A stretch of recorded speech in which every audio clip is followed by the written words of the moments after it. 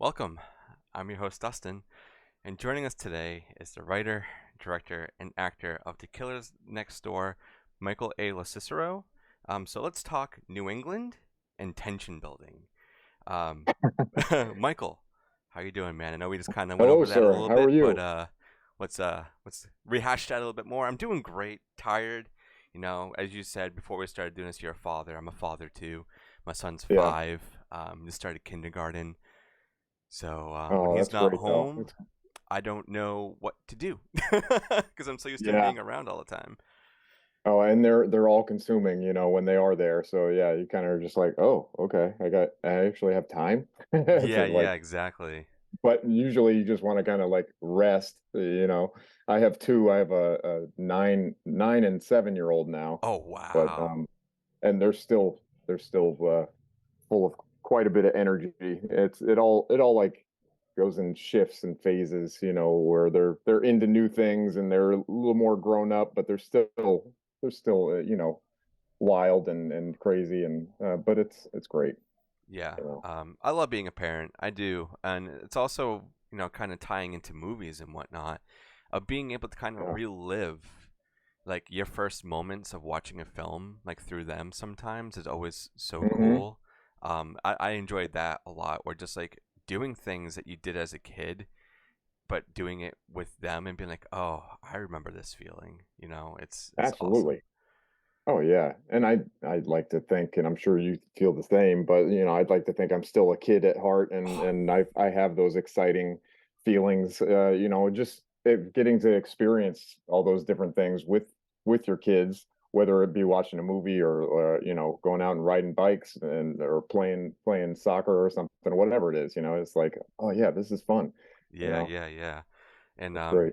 it's a good way to kind of get away from the world too, other than consuming movies so much like I do. But Yeah. let's go into kind of like where everything began with you. I always love to go back to the very beginning with any of the guests that I have on the show to kind of just discuss like where becoming a filmmaker or an actor or a writer or wherever it may be, like where did it all originate with you? Sure. So I started out as well, it originated with me just playing. I played basketball growing up. I never did any theater or film or anything like that. And then I ended up going to a community college. I grew up in California, and moved out here when I was 18. So before I moved out here, I went to a community college for just one semester, and I don't know where the impulse to try it came from, really. Um, but I took a drama class just to see what it would be like. And the first scene I ever worked on was the opening scene from Scream, and I was the killer on the phone with Drew Oh, Barrymore's character. Yeah, that's and sick. I just fell in love with it. I was like, this is so much fun. Speaking of feeling like a kid, like you getting to play, use your imagination and pretend to be someone else, Yeah. and it's it was a lot of fun, and I felt like I was okay at it. And so when I moved out east, I ended up going to school in Franklin, Mass, Dean College, and I majored in theater. I gave it a go, and then it kind of just snowballed from there. I did theater for many years, and sort of transitioned into film um, in my later 20s, because theater, I love theater, and will always do, and still do it now. I try to do both, but I feel like film was a clearer, um, as far as like trying to create a career out of this. Uh, Film seemed to be a little more something that might be realistic, even though it's a ridiculously hard Yeah. industry to get into. But I I'm passionate about both mediums, and it kind of just fell into my lap, I guess, so to speak. Where there's a small community of filmmakers and actors and writers and directors in Rhode Island, and I became very close with many of them, especially doing a lot of theater, and then we, different groups of us and friends started making movies, and I was an actor in many indie films before I started my own production company, and I guess that kind of working on other people's projects. I wanted to try and do it myself and see how it would go, and the goal is to kind of create a hub where actors and directors and writers have a go-to to make independent original work, and I'd love to be able to kind of have this production company do both theater and film, and kind Oh of wow. and podcasts, and mixed media. I want to do a little bit of everything. Wow. And I have a great community of talented people around me, and people who are part of my team of JL Pictures, and so far so good. We got our first feature under our belt now, and have scripts for other ones. But it's a really lengthy process, and you just kind of take it one day at a time, one project at a time, and see what happens. Hell yeah, that's awesome. I always love hearing things like that, where people just kind of fall into um, either making film or realizing, hey, it's a lot of fun. I can go and do this. Yeah, it's a lot of work, but once it's done, the payoff is amazing. Be like, I did this, Sure. and to like Yeah. have a company um, that you're wanting to do other things and help other filmmakers or anybody like that is really really inspiring, I think, to a lot of people, because there's a lot of companies out there that I think just want to use people just to get an output. They don't care about what's behind it, no heart or anything like that. It's just kind of like, we just want your content to just boost our library Yeah. essentially. So to hear You from gotta love it. someone like you who is like really grassroots, really starting from the bottom, going in, doing theater, networking, and then knowing people personally, and bringing them on and doing whatnot, I think is really really cool. And that's something that a lot of people, I think, should hear and know, that there are companies or production you know companies out there, or media outlets, that are looking for talented people because they like what you do, and not just because they want to build something for their own personal Yeah. gain. So that's awesome. Yeah.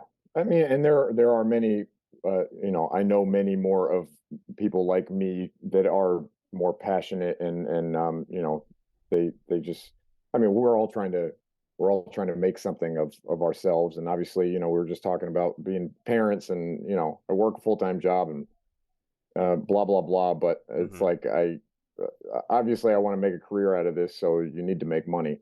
But Yep. I would never do this if I didn't love it, and I think it shows in people's content when they put work out there. You can see if there's no passion behind it. You can see if they didn't really put the work in.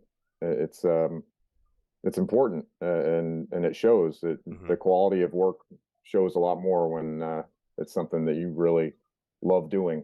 And I wouldn't be doing it if I didn't love it, because it's a lot of work, like you said, Yeah. and takes a long time, and it can be very not satisfying, unsatisfying at times, and just feel like you're kind of hitting a wall, and not making progress. But you got to keep at it, and as long as I used to always say to my wife, actually, that if I was depressed or anything was going, that was something was really bothering me, if as long as I was working on something, if I was, even if it was just working on a monologue for an audition, or whatever it was, if I had some kind of project to work on, it really kept me going, kept the spirits up. So that shows that you love what you're doing. Hell yeah, and that's awesome. And now, going into the film that we're about to talk about, The Killers Next Door, you are wearing a lot of hats in here, and it kind of goes over things you were just talking about, of doing things because you're passionate about it, and you want to create this project to get people out there to see it. So I kind of want to touch on that. Like, what was it like? Your first feature, like it's big. It's a feature. It's out there. It's playing in theaters. What was it like? Having to write, direct, and act, all in the same boat. Yeah, it was tough, and I honestly I wouldn't do it again. I I prefer Yeah, to. that's It, what it I was usually hear from people when when they are yeah. brainstorming things. Like, it's just too much, man. It's way too much. I mean, luckily I had a really incredible team around me, and Mm, we made it work. But I definitely wouldn't direct and act and produce and do everything. I would much. I think being an actor and a producer is a more manageable juggling act. yeah, But the directing, I would leave that. I wanted someone else to direct originally, and it just came down too close to the wire as far as when production was going to start, and I just didn't have someone that I felt like really had a handle on what we were going for. It just made sense for me to do it because this thing was my third child. It was I lived with it for years as far as the writing process, and we were also shooting on my family's property in New Hampshire, and everything was just so close to home, and I knew exactly what I wanted. So it just made sense for me to also direct. But I kind of would like to say unofficially it was more co-directing. With my first AD helped out big time, and also some producers. I never wanted to direct myself as an actor. I wanted multiple eyes kind of looking over what I was doing, yeah, and also because I was a first-time director. yeah. So it was a big learning process all around. I mean, I had really only produced a couple of shorts before this, and had primarily been an actor on other people's projects.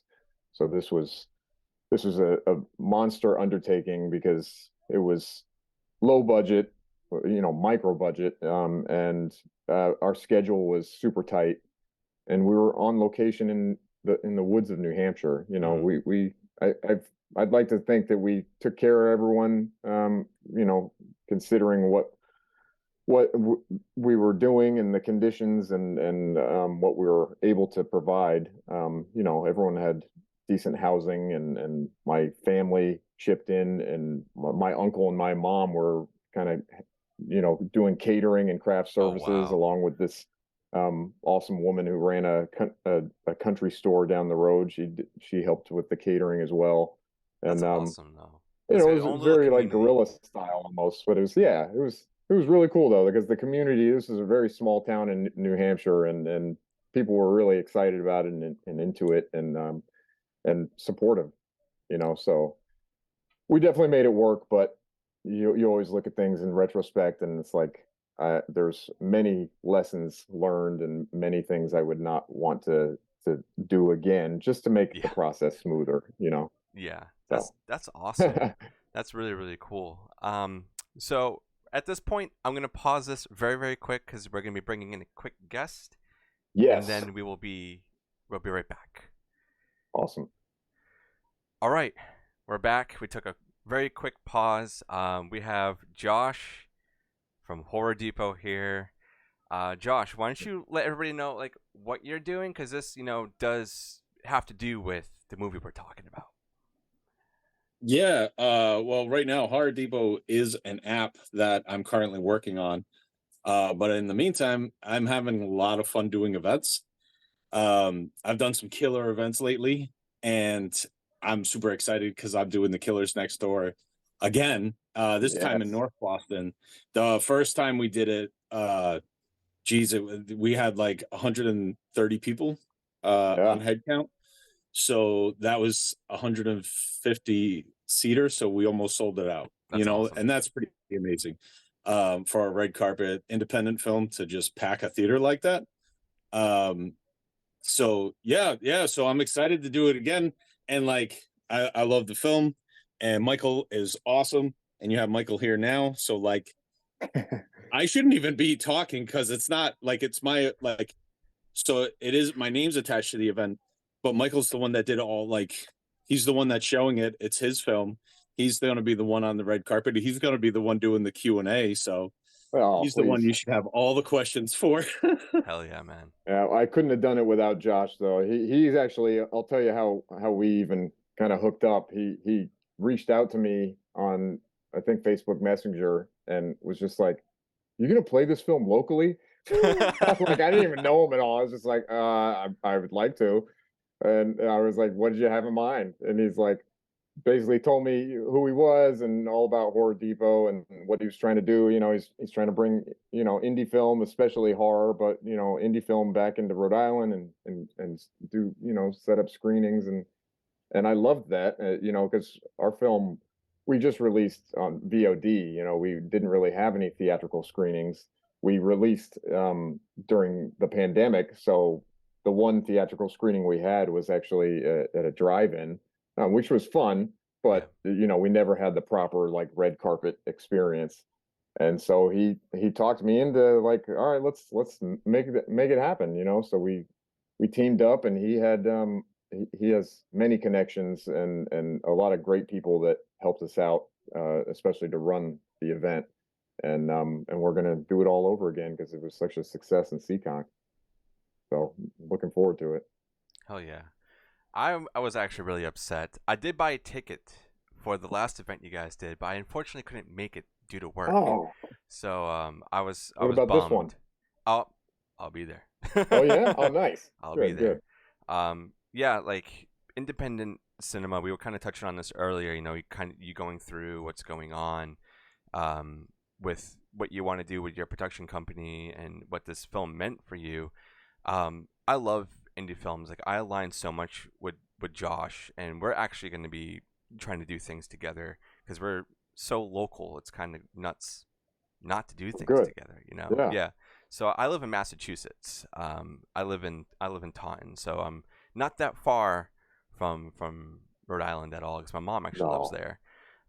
So there's so many Everywhere's close in things. New England.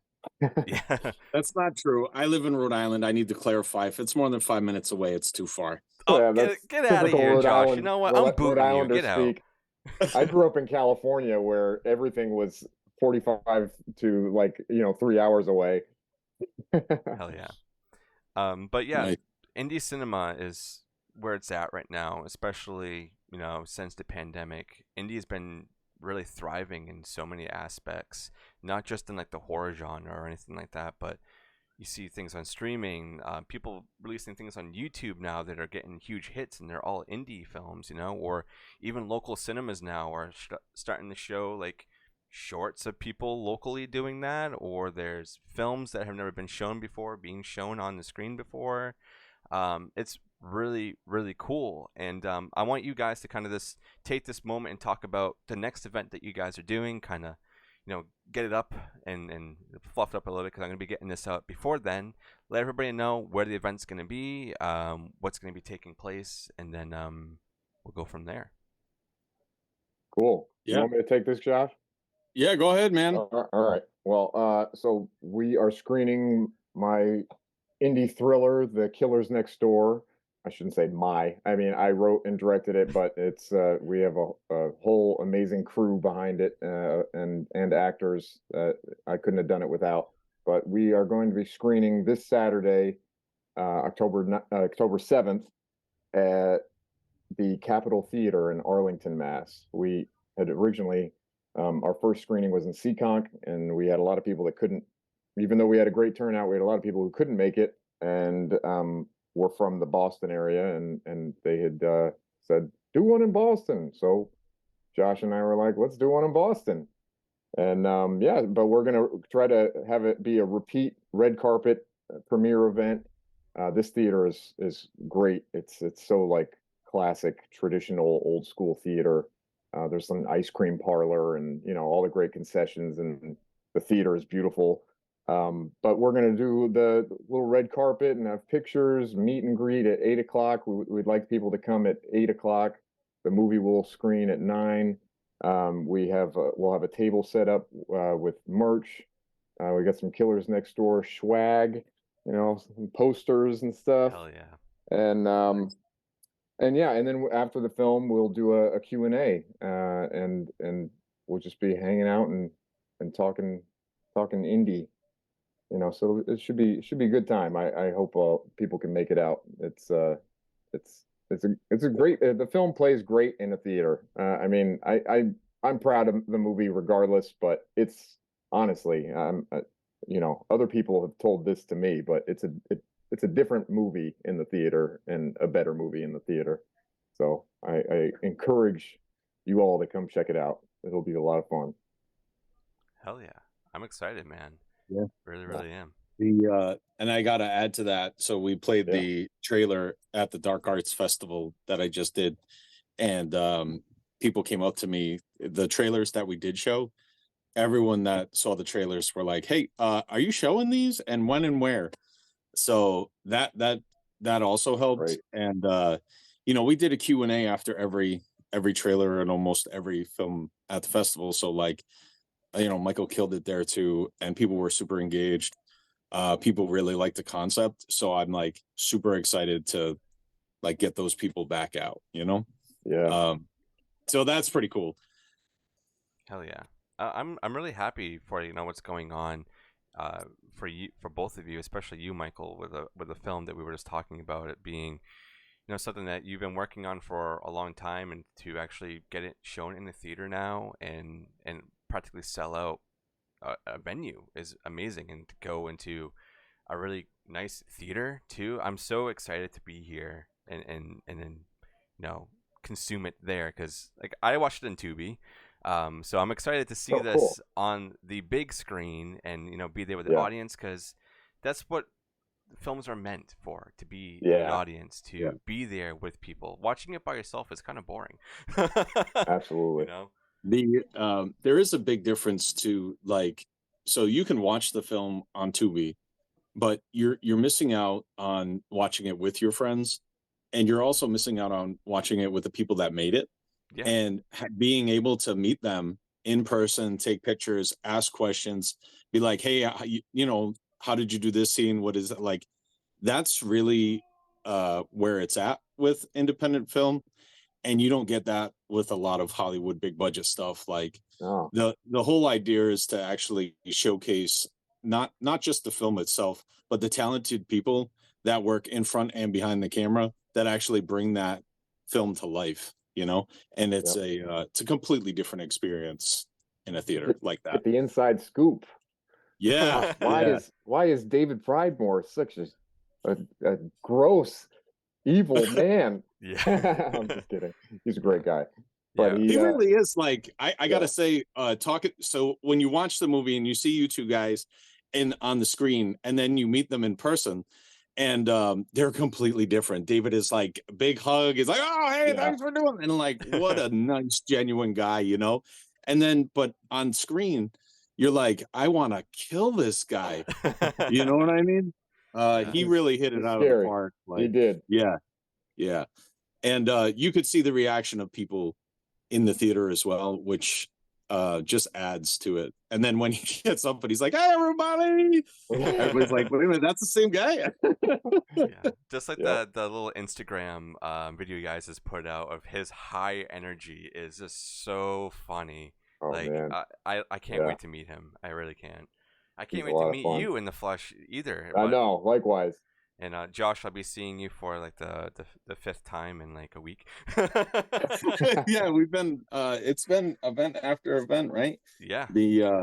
Yeah, so I'm pretty excited to do this. And that's the whole idea too. Like these kind of events, it doesn't just help the film to get out there. It helps everybody, because all these filmmakers are now talking to each other. Now you and I are working together, and if Michael needs anything, he's gonna Yeah. probably hit you up down the line, and so on and so forth. And that's how you really bring a community together. I agree. Great. Make these connections. It's all Yeah, about collaboration. It's awesome. Hell yeah. Awesome to meet yeah. new people.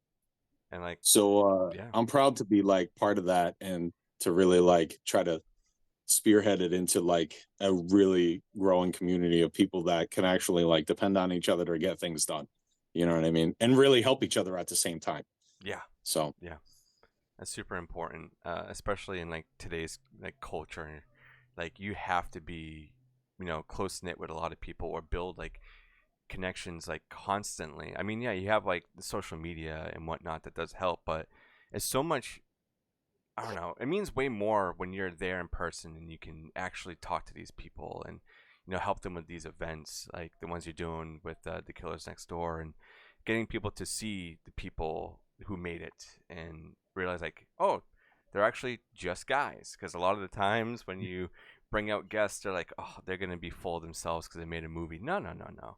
Everybody that I've talked to or have had on the show, like just listening and talking to you, Michael, like you are such a down to earth, genuine guy that I'm so happy and thrilled to see that you're thriving in theaters locally with these films, and Josh to help spearhead that and really bring a community together, and to have someone like me interview you because Josh was like, hey, this guy's awesome, you should talk to him. I'm like, let's do it. And it's just it feels good. It feels really, really good. I appreciate you saying that because I agree. I value just being a good person, obviously, and it doesn't matter what anyone's working on or what someone has done. We're Yeah. all regular people, and I just love making art and working on projects and collaborating with people, and I want to work with people who are good people. I don't want to work with a bunch of egos and divas and people who are expecting this, that, and the other. And we gotta we're all on the same level here, and just trying to Exactly. make a good project. So yeah. Hell yeah.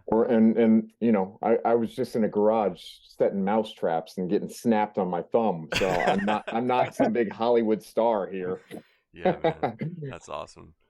The that's why I was late. I was taking air conditioners out and Mm. taking them apart and cleaning them out and stuff, and I'm covered in grime. And yeah, so I was like, oh, you guys just take it, man. I don't need to be there. So yeah, No, I I get needed it. to get you on here to talk about what you guys are what you got going on. I mean, you have to be here. You're part of it, man.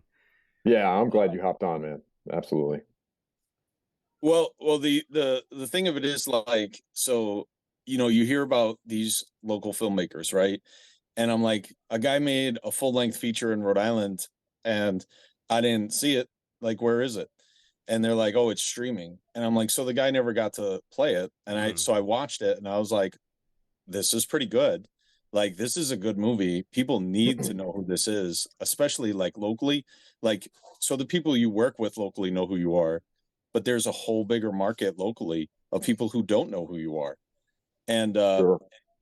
really, like, you're like, you'll see, like, this film hits a lot of emotional chords. yeah. Um, and I'm not going to say I lived a perfect lifestyle. I did not. So for me, I identify with the main characters because I I I was on the streets. I did live a hard life. Then I came back, and now I'm trying to, straighten my life out. You know, 15, 20 years later, I'm still trying. So I can identify with that. And once I saw it, I was like, these guys have to be known. Like, I have to help these guys. And yeah, then I just hit him up. I'm like, did you show it? And he's like, no. And I'm like, well, why not? Let's go. Let's do it.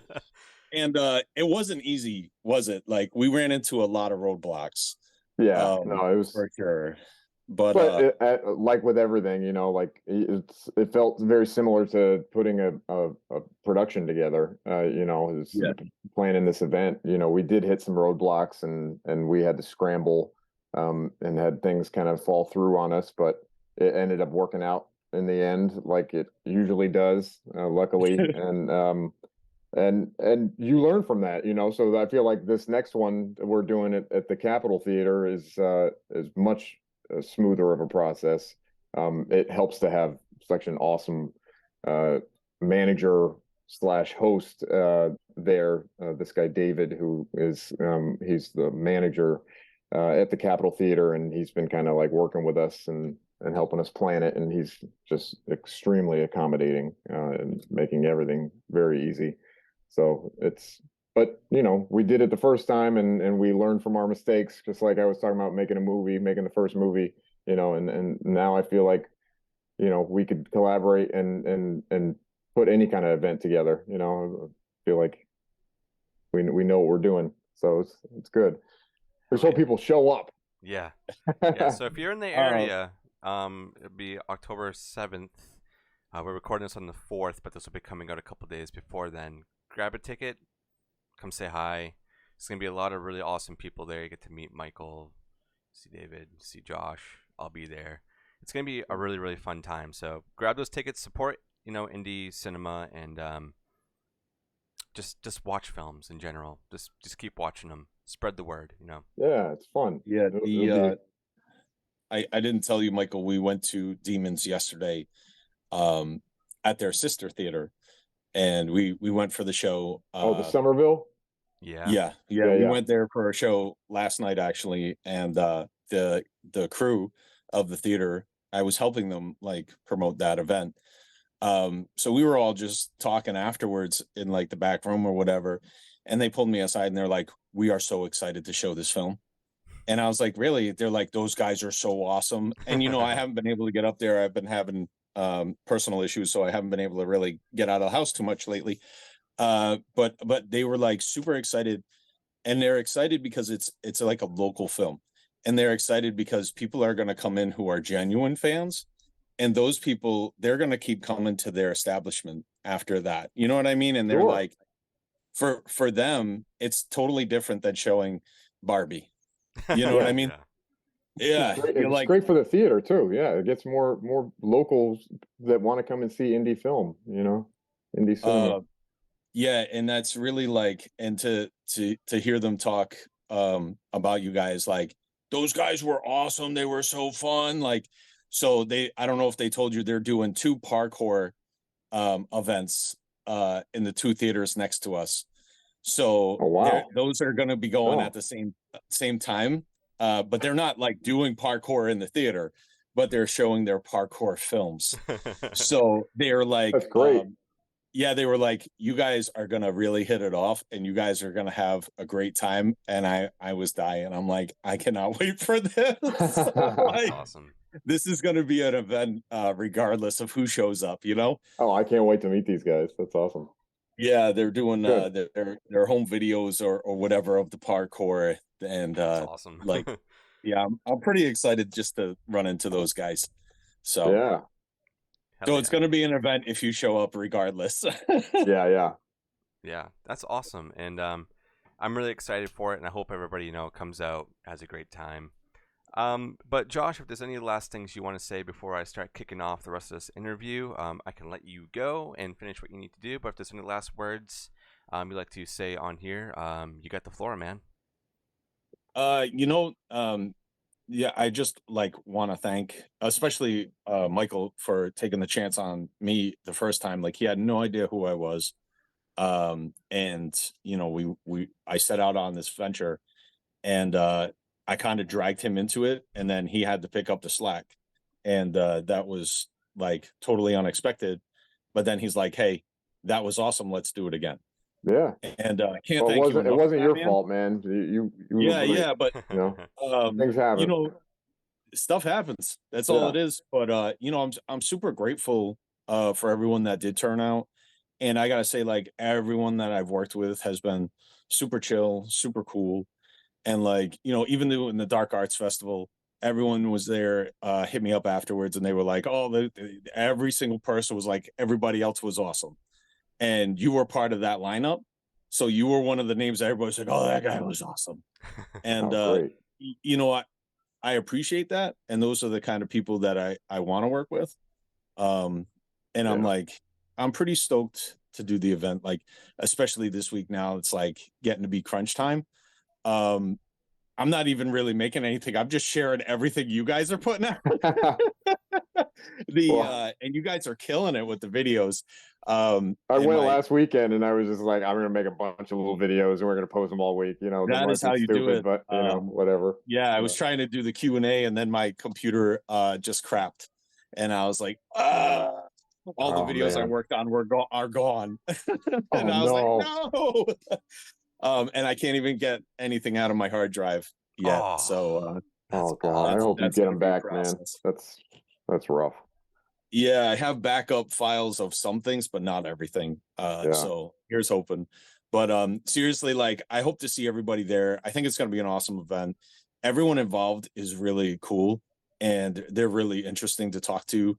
So I think the meet and greet and the Q&A is gonna be worth the ticket price regardless. Plus, Yeah. like honestly, like it's good networking anyway. Yeah. Like Mhm. anybody who's involved in film or horror or promotion or a thriller or whatever, like just go out and talk to people. And this is the spot to do it, you know? So yeah, I appreciate you guys. Dustin, thanks for letting me come on, man. I greatly appreciate it. Dude, you know you're welcome at any time. Like, come on. You can just Well, text me like, hey, don't do you tell want me to do an that because then episode? I'll want to take over. It'll be the Joshua show. Oh, hey, no. The thing is, the way I view this show is that if I bring someone on, whether you're a friend or a guest, someone I've talked to, you know, once, I want to hear you speak. People aren't coming on here to listen to me.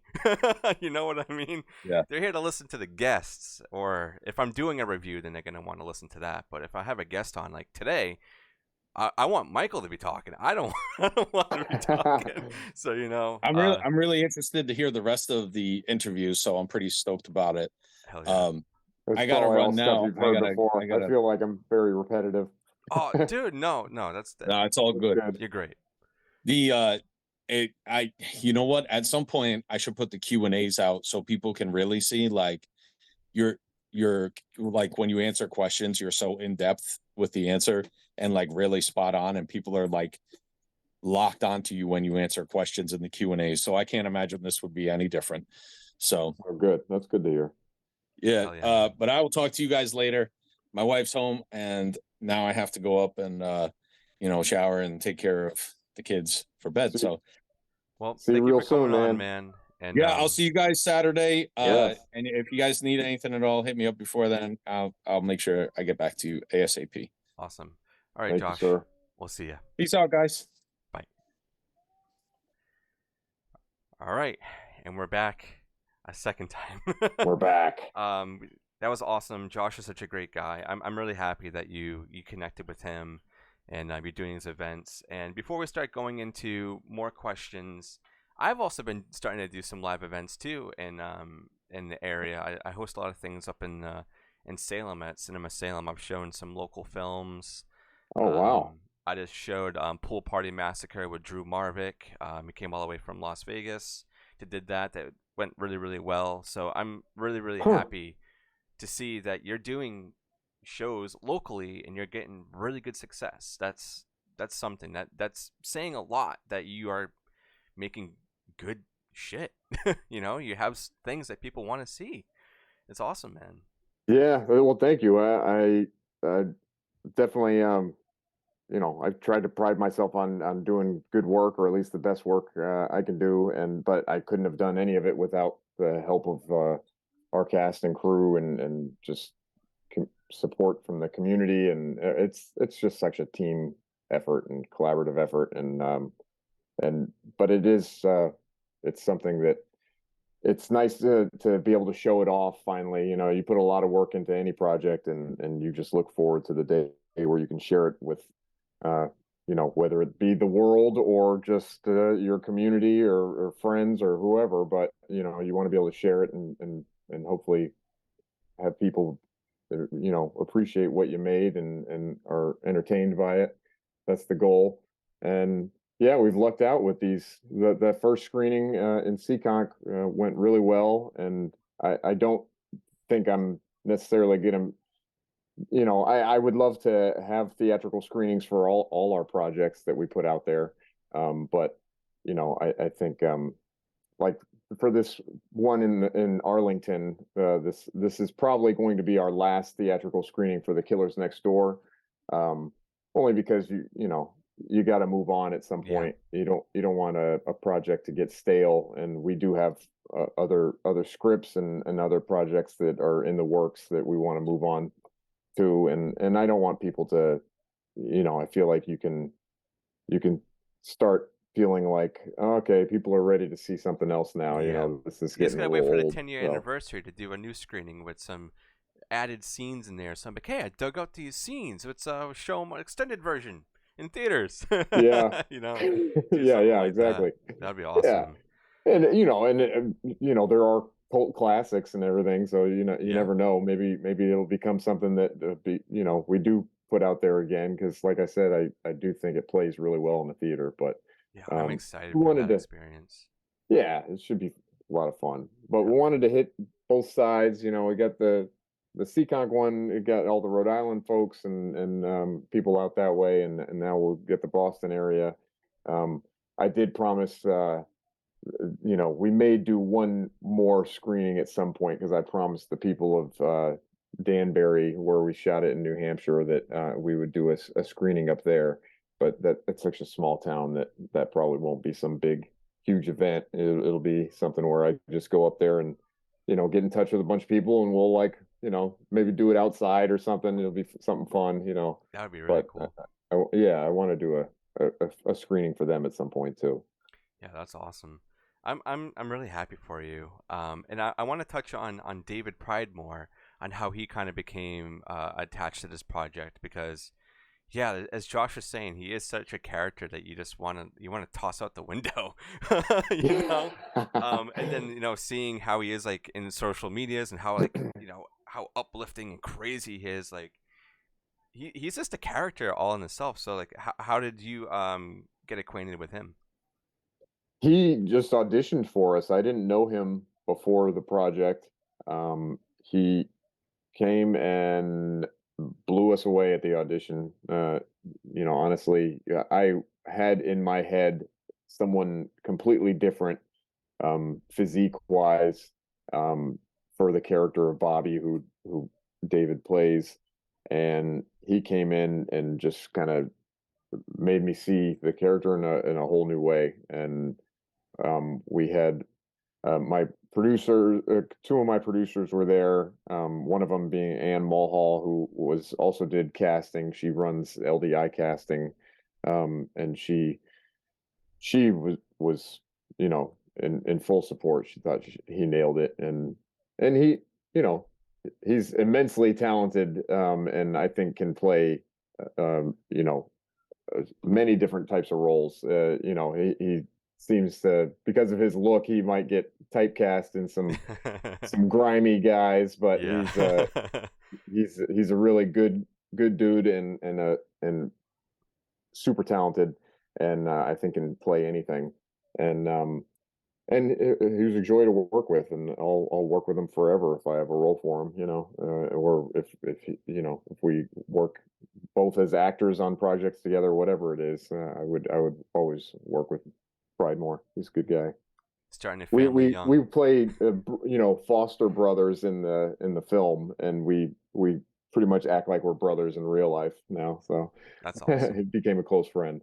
That's awesome. I love those stories too, of just meeting people on set and then become like lifelong friends, and you start doing projects and stuff with them. It's so cool and very inspiring and humble, to realize like you can make these friendships and connections.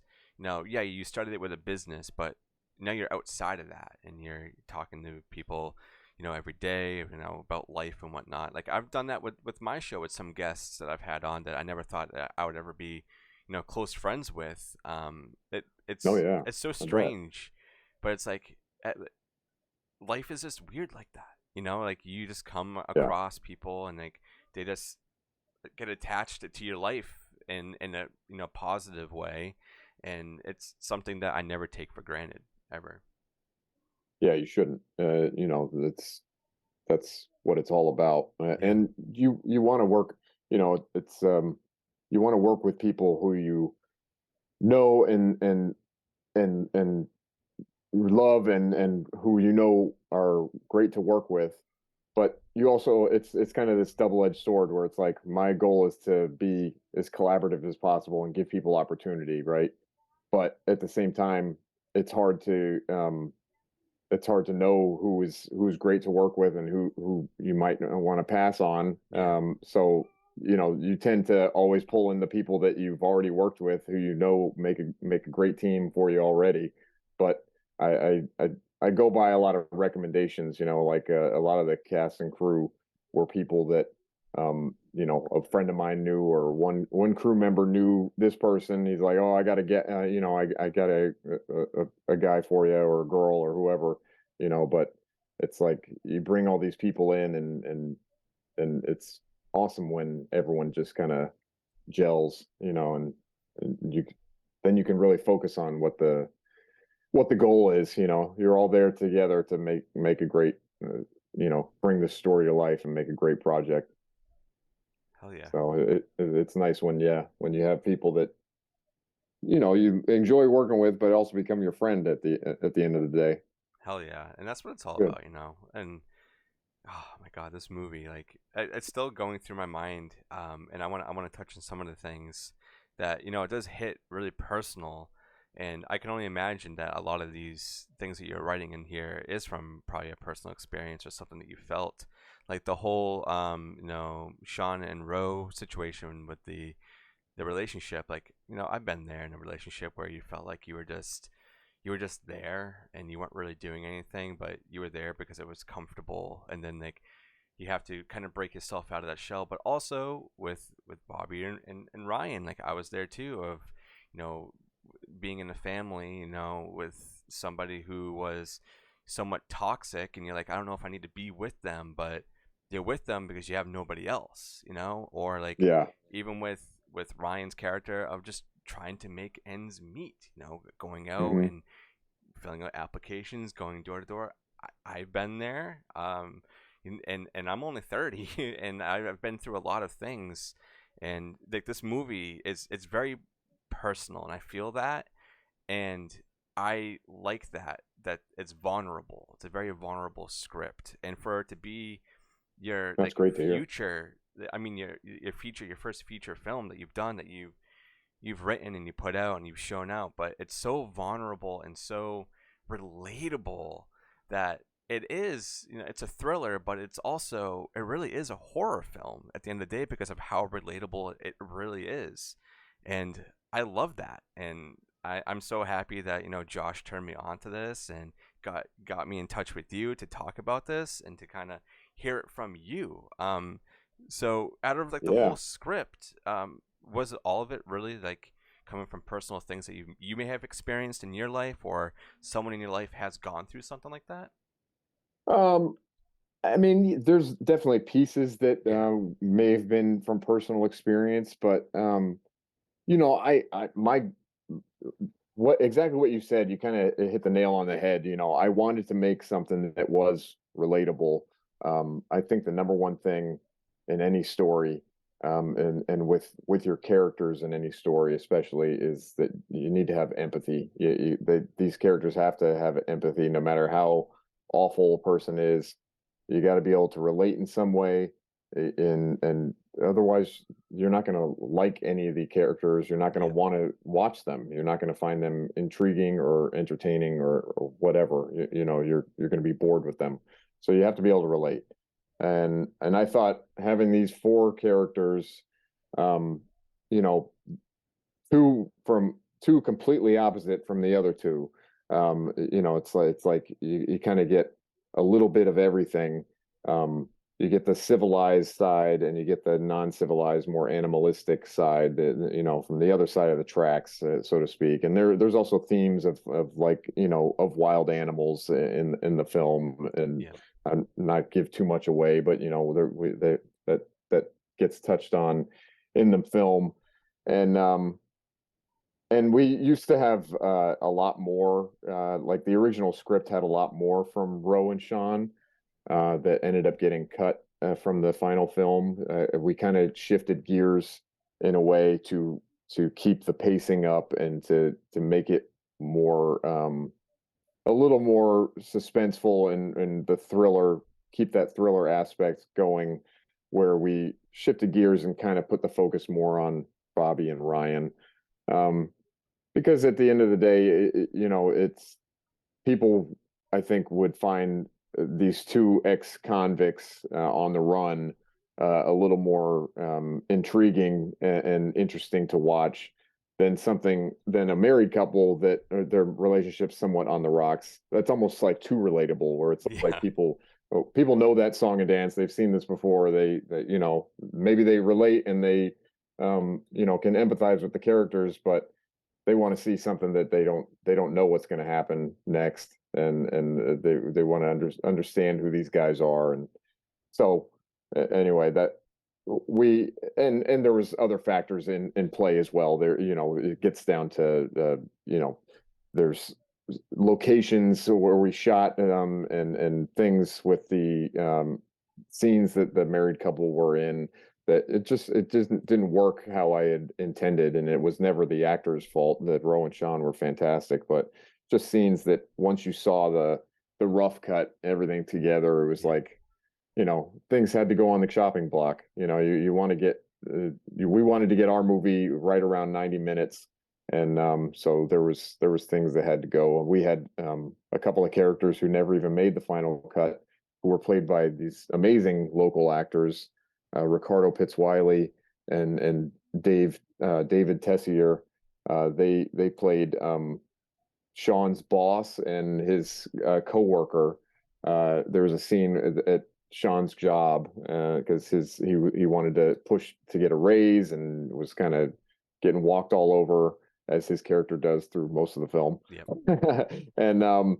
And these guys were fantastic, and the scene was great. But once we, you know, had the whole film shot and we put everything together, it was like, it doesn't really fit in the story. You know, like we need to keep this train moving and get up to New Hampshire and get the couple crossing paths with these ex-convicts. You know, that's what the story is about. So, Yeah. But I do appreciate hearing you say those things, because my main intention was to not make your average thriller slash horror slash drama like that is like you know, just a bunch of jump scares and violent and I appreciate you know, that. I wanted some story. I wanted there to be depth to these characters, and for people to kind of like invest in them and root for them, and not just like wait for the next kill. You know, I wanted it to be more than that, and I think we succeeded. You know, Yeah. some people, I do feel like there's people who have watched the film. No one I know personally, but you know, you see reviews and there's disappointment. People go into, especially after seeing. We have two different trailers. We have one trailer that our distributor cut together, and then we have another trailer that we cut together. And our trailer is much more of a slow burn, kind of paced out, closer to what the movie is, I think. Yeah. And the distributor's trailer is a great trailer. It's cut together really well, but it's very action packed, and it's like it makes you think that you're going to get into this really intense ride, you know. And our film is more of a slow burn. I mean, I think it pays off big time in the end, Yeah. and there's some very suspenseful, thrilling moments throughout. But there's you know, and I am proud of the pacing. I think it moves, but at the same time, you do have some scenes where it's just characters talking, and you know, and you're getting to know the environment and who these people are, and you know, it's not your typical like getting chased through the woods type of thriller, you know. Yeah, I appreciate that. You know, you nailed it all right there. I love movies with great story and great characters, and not just blood and people dying. Like, yeah, I enjoy them every now and then, but really, I want a Yeah. movie that makes me feel something, and this made me feel a lot of things. Oh, good. And one of the things I want to touch on is your use of tension building and how wonderful everything works together, whether it be silence or minimal score going on, or just how characters are interacting with each other, like the the shop part with Bobby and the girl Yeah. Penny, and that whole, like, that's like what, maybe like 8 or 10 minutes. It's got to be, or at least it feels that It's a long, long scene. because Yeah. of how insane the tension is, and it does not let go. You're like, what, when is this? I was like saying, when are you going to stop? I legit said that when I was watching. I was like, when is this going to stop? Because the tension on this is ridiculous. Like the way that David is kind of, working the scene, and then seeing your character just being like, if you feel so helpless, like I don't know what to do, because like you want to agree with what your brother is saying, because like you're with him, and you see like, oh yeah, okay, so this person was doing that because I see it, but like what we're doing right now, is this morally right, Mhm. and but it always leans towards the we're doing it just because we can do it, type thing. And I Yeah. really really like that. And there's other scenes that happen throughout with David. Like there's just something about his aura when he's on screen, when there's tension happening with characters, that he nails it. And like every time, and your supporting role during these, with him doing whatever kind of act he's doing, I don't want to spoil anything for anybody who hasn't I know seen you're doing a it. good job. You're being super vague. I know. There's so much that happens, and you're just like, at the end of it, you're like, oh, I'm happy that's done. But it's like, why did that happen? That did not need to go the way that it went.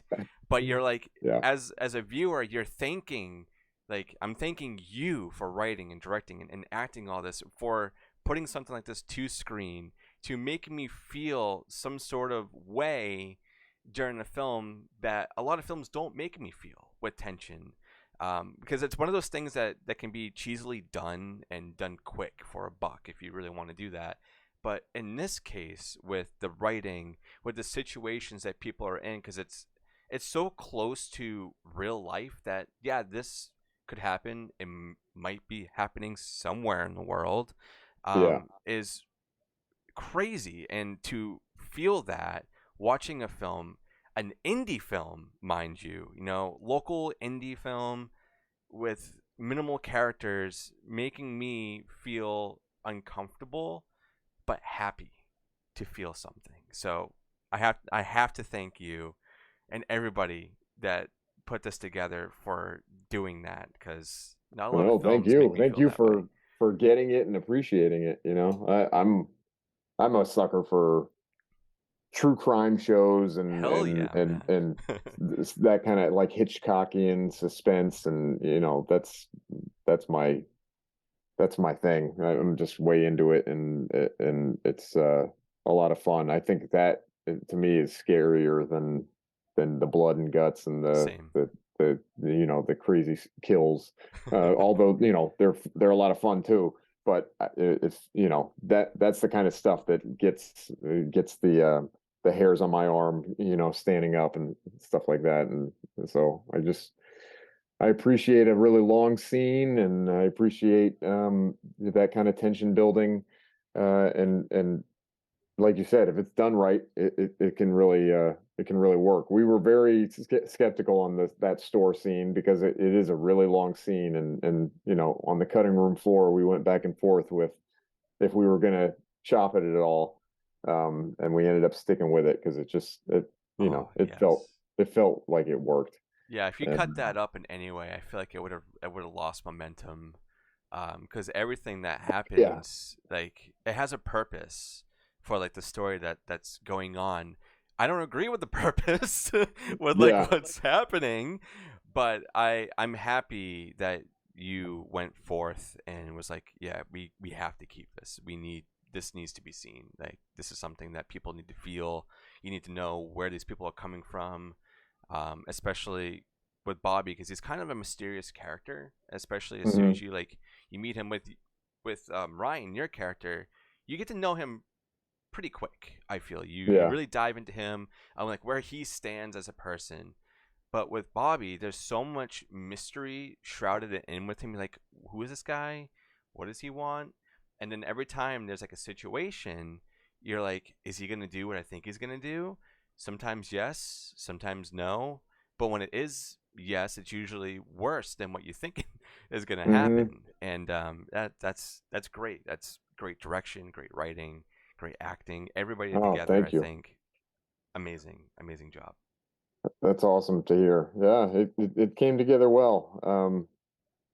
You know, I just I like that kind of tension building, and I always bring up Hitchcock's bomb theory, uh, because that's kind of what we were really going for throughout as far as the tension building. But it's like it's much more it's much more interesting, and it's much more suspenseful if um, there is there's a bomb. Yeah. Okay. I'm saying I should have said it the opposite way, but like if there's a bomb and the bomb just explodes, it's going to scare you. But you didn't know there was a bomb, suddenly a bomb just goes off. Boom. What is scarier is knowing that there's a bomb and not knowing when it's going to go off. Yeah. That is his bomb theory. And so that's kind of what Bobby especially is, his character is that he's this ticking time bomb. You don't know what's going to happen next, but something's going to happen. And so you just keep building on that tension. We really wanted to push that fly on the wall feeling for the audience, and just kind of be along for the ride, and be like, oh no, don't do that, please. He's not Yeah. going to do that, is he? Yeah. I love that kind of stuff. Hell yeah. And I can't wait to meet David. I'm gonna tell him all this and be like, "Why are you such a psycho?" Oh yeah, yeah. um, but let's move I love on it. to location scouting, and you kind of touched on this earlier. I think we said this in the interview of like your family and having like a mini community and whatnot helping with this. But I know some of this was shot in Rhode Island and then in New Hampshire, correct? Correct. Okay. Yeah, we were up in New Hampshire for almost 2 weeks. The majority of the film is shot in New Hampshire. Around my family has a cabin up there that I've been going to for years, and that's actually what was the inspiration for the script. Um, is the location. I knew I could shoot on their property, and I knew they were very supportive of me making a movie up there. And there's a lot of land around, and I loved the town that it was in, and just having that kind of it's just such a great backdrop for a movie. And I live in Rhode Island, so there was some scenes that we shot here in Rhode Island. A few of the scenes that I mentioned earlier that were cut from the movie were shot in Rhode Island. So there's not really that much of Rhode Island that you'll see in the final film. The opening scene is at a restaurant that's here. But yeah, the majority of the film is in New Hampshire. And yeah, we just we worked with what we had. New Hampshire was great because just the town was very supportive of us shooting there. Like that general store. I just I lucked out because it happened to be closed for renovations. So the owner was all about us shooting in there, and it wasn't like he was going to lose any business because he was closed anyway. Yeah. So it was great. And then everything else was mostly just kind of in the woods and at my family's cabin. So we had you know, we we we could do whatever we wanted. But we were on a really tight schedule, so it was a challenge. But at least the locations weren't, we weren't worried about overstaying our welcome or anything like that. Wow, that's awesome. You gotta go bring some posters and stuff to the little shop there. Like, hey, you were in the film, so here's some merch Yeah. from the film. No, I'm Yeah, definitely gonna be next time I go up there. I'm gonna bring them some T-shirts and posters and stuff. yeah, Absolutely. that's awesome. A little Yeah. landmark that you've created over there. That's really really cool. Yeah. Um, Another question I wanted to ask is if you search this movie on Google, it says Respite Road. So was that a working title No, or that was our original title. That ah that was the title of the film. And once we got distribution, the distributors wanted another title, wanted a new title because they didn't think Respite Road was going to be very eye-catching or you know attractive to a viewer, that they were going to scroll through whatever streaming platform and see Respite Road, that wouldn't hit home. And I get it. yeah I totally understand. We kind of went back and forth with so many titles. and landed on The Killers Next Door, which in my opinion is probably the more generic of all the titles that we had pitched to them. And of course they went with that one. It has killers in the name. Of course they're going to go Yeah, for it. exactly. That's what they wanted. They wanted, it's got to say death. It's got to say Yeah, killer. yeah. It's got to say, something scary. I understand it, and obviously, I want this movie to do well, sales wise. So we went with The Killers Next Door, and then the title works, and I'm fine with it now. But I did always love Respite Road. It Respite Road was kind of my uncle has this street sign, and you can see the Respite I Road was just street going to sign say in that the it's in the film. film. Yeah, he has a street sign that was at the bottom of his driveway, and it said Penny Lane because my family were huge Beatles fans. And so when I saw the Penny Lane sign, I was like, that's going to be the title of the film, not Penny Lane, but whatever title we go with, it's going to be that street sign. So we have to come up with something that is a street name, and that'll be our title. And my wife actually came up with Respite Road, and because she knew the kind of the respite wasn't only for what the word means, which is like taking a break or a brief pause, really, at your cabin and kind of relaxing. But respite also had to do with the kind of tension building and stretching moments out. I wanted to play with pauses throughout the film and have these really awkward, tense moments where you want someone to say something and they're not saying anything, and these kind of long pauses. And so I love the title for the layers that it had. But we're The Killers Next Door now, and that's totally fine. We'll always be Respite Road at heart, and Yeah. I love that you can still see the street sign in the movie. Yeah, that's awesome, and it's been a blast talking to you. You Over too, an Dustin. hour chatting Yeah, I about was like, this film. wow. That's why I love doing this show. Is like you get to do these deep dives and talk to people, and just learn about what they're doing, and just hear your story. See where it all kind of began, and see where you are now, and seeing these events that you're doing locally, and building this community. And now I can call you a friend, family. You're on Yeah, the show, so you're lumped in there with all the rest of them. good. And you're I local. hope to be back, man. I would love to come on the show anytime I got a project to promote, or just if you wanted to have me on for any reason. Hell It's yeah. great I talking to mean, you. it's great, and I'm really, really happy to see where your film's going now and getting the recognition that it really deserves. Um, is there any physical releases of this film? Was it only VOD? No, only VOD. Yeah, we didn't go the DVD route or Blu-ray or anything. We just because, I mean, same reason why we didn't really go the theatrical release route. It was extra. It cost extra money, and also the distributors just frowned against the DVD route, because it's slowly becoming obsolete. Even though there's many collectors out there that Yeah. like to have a hard copy of it, but it is what it is. I would love to. I feel like we had, had some behind the scenes stuff that we could have put in a nice little package in a DVD as well. So it could have been fun, but we try to put that all out on our social media anyway.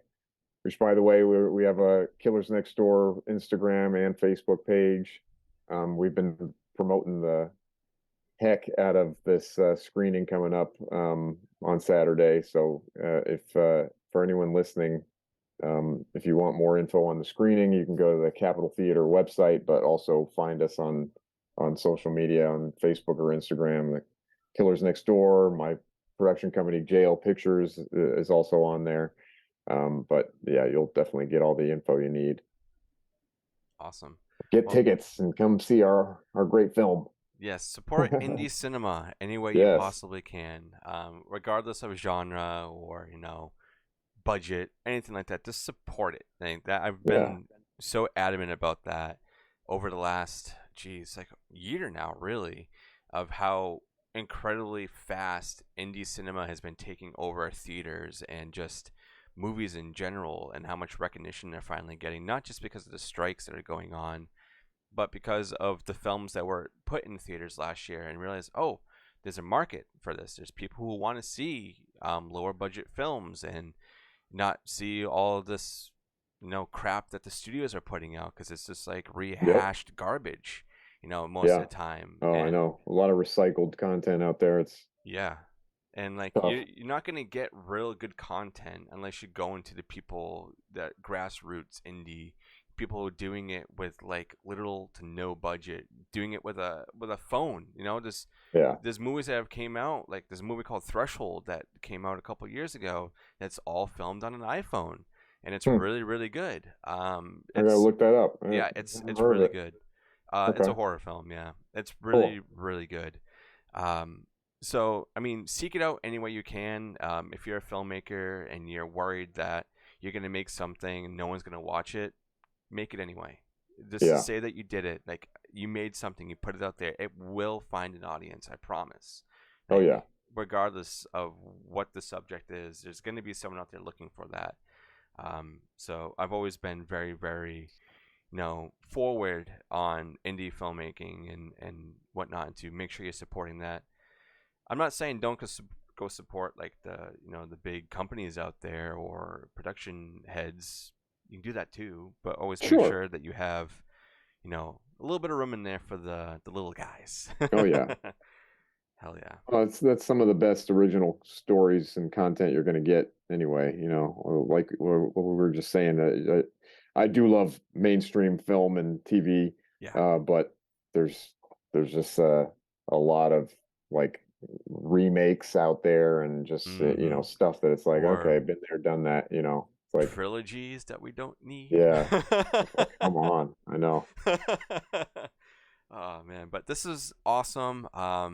So happy to talk to you before the show, and I'm really excited to meet you in person now, and give you Likewise. give you a nice hug and say good job, dude, because this is Thanks, man. amazing. And yeah, just keep doing what you're doing, and I'm excited for your next project. Cool. Yeah, well, I look forward to seeing you Saturday, and I look forward to seeing all of you Yeah, Saturday.